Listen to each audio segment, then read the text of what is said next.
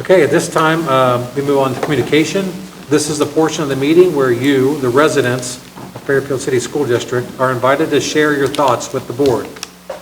In order for the board to fulfill its obligation to complete the planned agenda in an effective and efficient manner, a maximum of 30 minutes of public participation may be permitted at each meeting. Please know that this time has been set aside for the board to listen to you. Your comments are valued and will be taken into careful consideration. The board will not engage in a dialogue at this time, and presentations are limited to 5 minutes. So we had one person sign up tonight, Sarah Romaker.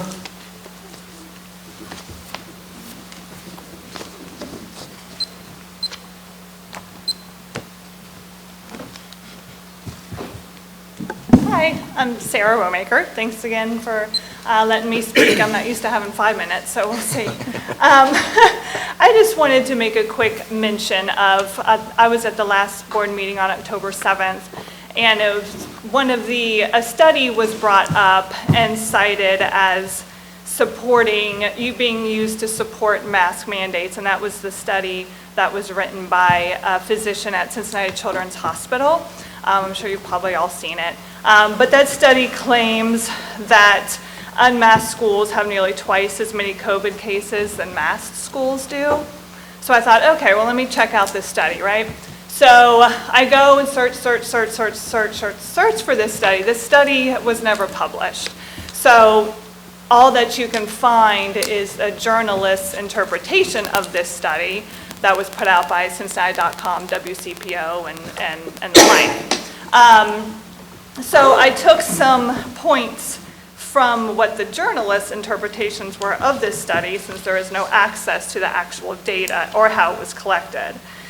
So according to the journalist, there were 7 school districts that were included. So of the entire Cincinnati area, only 7 school districts were included. The only one that was disclosed was Wyoming. We don't know who the other 6 districts were. The study was only conducted for 3 weeks, and it was the first 3 weeks of school. As we know, COVID can take 2 to 14 days in order to present symptoms. So, it would be a fair assumption that perhaps a lot of these children were actually infected before school even started. 3 of the districts required universal masking. 4 of the districts, the remaining 4, only required partial masking, which means the schools were K through 6 were masked, 7 through 12 were not masked. We don't know, there was no mention of the positive cases from the partially masked schools, if they came from the K through 6 that were masked or the 7 through 12 that were not. We don't know. The fully masked schools did have an average of 14.9 cases per week per 5,000 students. The partially masked had 26.5 cases per week per 5,000 students. And again, we don't know if those positive cases came from the masked or unmasked children. The masked positivity rate was 0.3%. The partially masked positivity rate was 0.5%. So the absolute risk reduction, or the actual decrease in risk, was only a 0.2% difference between the fully masked children as opposed to the partially. The journalist puts it as those kids that are in partially masked schools have twice as high of a chance of getting COVID, which is simply not true. The difference is 0.2%.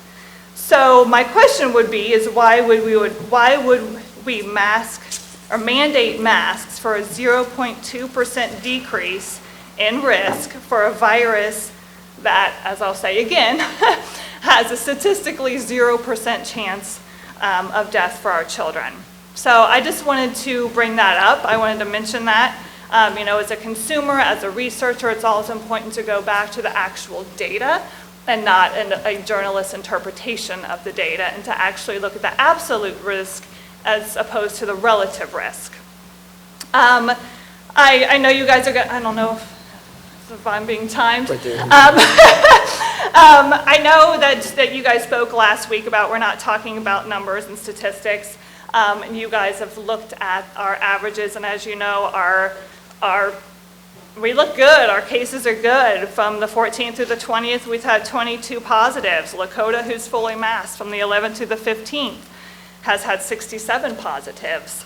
On my last note, I did want to just mention and bring up the case of quarantining our children. I contacted the school administration, and they state that they do not quarantine children, and that it's the health department quarantines children. So I contact the health department. They claim that they do not quarantine children, that it's up to the schools to quarantine children. So I wonder, first I asked, is there data to support actually quarantining healthy kids? Why are we keeping healthy kids at home? Are they actually getting COVID? We don't know. Nobody's paying attention to that. So my question is, if the school is telling parents to keep their kids home because they've been in contact, what would happen if parents just chose to send their children to school? So that would be my question, and my question is, why are we quarantining kids? Thank you. Great, thank you very much.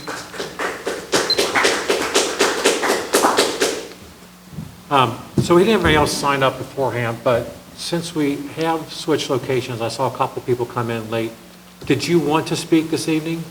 I'll give you that opportunity, but I do need you to, okay, but I would need you to please come up here and put your name for the record, if that's okay. Whoever else wants to speak, we do have time to do that. So you can come up here and put your name, just so we have it for the record. Thank you. Yeah, that's on parent-teacher conference. Yeah, sure, that's fine. There you go. Oh, you got one? Okay.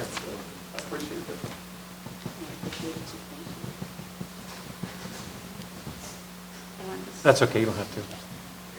Sure, you need to take one. All right, It's a beautiful color pen. Do you want me to just have it? Yes, please. Okay. That's hers. Thank you.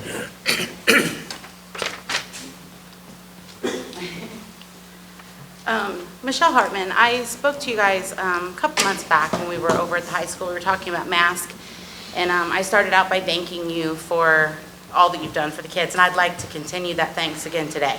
I appreciate it. I feel like we are the saying amongst the moving, down the hill constantly in a bad direction. And I feel like Fairfield is doing good at putting the brakes on and pausing, so I commend you on doing that. I also commend you for trusting the parents. I don't know if this is ever going to be in this room, but I wanted to go ahead and talk ahead of it if it is. I came here and I fought for my kids not to wear masks and for you guys to trust the parents. And so far, so good. Kids are still in school. Everything's great. I picked up a first grader the other day for a friend. She was around someone that had been diagnosed or, suspected to have been near them within the 3-foot range. I did ask the nurse for the details. It is someone in the 3-foot range, and they contact them, and this little girl was going to have to go home. The nurse gave us a test and said that if she took the COVID test in 3 days and it was negative, she could come back to school. But if she didn't take the test, she'd have to stay out until the next Thursday. So basically be out of school till next Thursday if she didn't take the test. But if she took the test, she'd come back. I said, that's fine. Her mom had already said she's not going to do that. She'll just keep her at home, unnecessary test, because her daughter's not sick or anything. As I was signing her out, you have to sign your name, put your ID out there, which I was doing. And as I was signing out, the nurse was staying next to me. And she said, things are going to be so much better once we get these guys vaccinated. And I wasn't looking at her. My head was down. I thought she was talking to the office workers. And I said, wait, who? And she said, all the students. It's going to be so much better once we get all the students vaccinated. To which I kind of was shocked a little bit, since I'm standing there with the first grader next to me that I'm taking home. And she's just been told that she has to go home because she's quarantined against COVID. I was shocked, honestly. I looked at the nurse and I said, I don't understand the comment. I said, people that are vaccinated against COVID are still getting COVID. The children are at a very low risk. We've known that. We've talked about the numbers at the meetings. I won't quote numbers because I'll misquote them without the facts written down in front of me, so I won't do that. But to hear the nurse say it, I was shocked. I went ahead and took a moment and emailed Principal Hessel. I respect him very much. I said, hey, just in case you don't know, this is a conversation that took place on your school property. The nurse added to me when I said, hey, I don't think that's the right thing to say. People still get sick with COVID even after they're vaccinated. She said, well, everybody's entitled to their opinion. I said, yep, they sure are. And you just gave your opinion to this first grader that I'm standing next to taking home right now. Didn't appreciate it. Felt like it was a little overstep maybe. A little nervous that the nurse felt that way, kind of, but that's a sidebar. I really think it was more important that the views were being expressed in front of the child that was getting sent home to quarantine against COVID. She's a first grader, she doesn't understand the level of those things, and it's up to her parents to talk to her, right, and make her understand those things. Principal Hessel did respond right away, very attentive, as I knew he would be. I really was just bringing it here to put it out there ahead of time. It is something that the schools really, the people in the schools, we really do have to kind of keep this separate. And I hope that that is encouraged by you two also to keep it separate. And hopefully we don't have to sit here and beg not to have mandatory vaccines one day. But again, thank you again for your time. I appreciate you letting me speak. I know I got here late. I appreciate that. Thank you. Okay. Is it Doug Knoxell? Yeah, Doug. Thank you this is my first time coming, and I appreciate you letting me get on the list here. We've been here, my wife and I, since 2003. We moved up here from Maysville, Kentucky, and we lived there like 7 years. Before that, we lived in Harrison, and I started teaching in Harrison in '81, so shows you a while back, right? Some of you could have been my students if you're 58. So I just want to say, we love living in Fairfield, and I just want to commend you on this. We see these new buildings going in. I like that way better than trying to retrofit some. I'm glad you didn't retrofit Central or wherever that location is there. I see it happening in Ross where they're trying to fix some old buildings. I don't understand it. I like the approach where we have the new buildings, so I really do appreciate it. And we always support that. I like the idea of supporting our school systems and those types of things. But on the flip side, I'm still teaching, and I teach 7th graders, and I'm a Butler Tech teacher, but I get assigned to go to a junior school at Lakota, which I love doing. I love doing. And I just want to commend you for not having masks. Let me tell you, all you have to do is put a little GoPro camera on 7th graders and ask how many times are they touching each other and mask issues are horrendous, in my opinion. As a teacher, I look at this and I say, how many germs did they get from just touching everything and adjusting their mask constantly? Have you ever looked at a 7th grader's mask? Don't do it. That's just my 2 cents on that. So I commend you for resisting on the mask mandate. Hang in there. I personally, as a teacher, I think it's the right thing to do personally. So I commend you for doing that. And how the schools have been developed. I love that. It looks good, and I appreciate that. Thank you very much.